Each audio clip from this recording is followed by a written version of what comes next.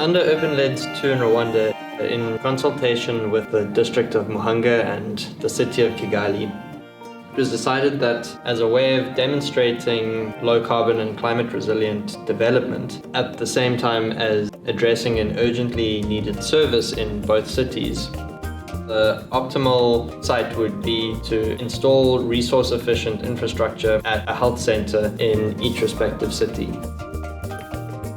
The one being energy, such as energy efficient bulbs, solar streetlights, and the other being water.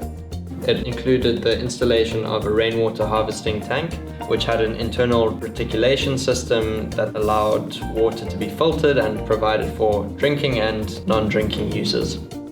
In addition, high-pressure solar water heaters were installed at each health center.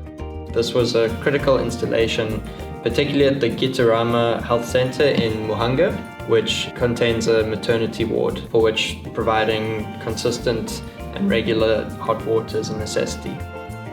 In improving and enhancing the service delivery at the healthcare centers means that it'll be able to tie in with Rwanda's post-COVID-19 economic recovery.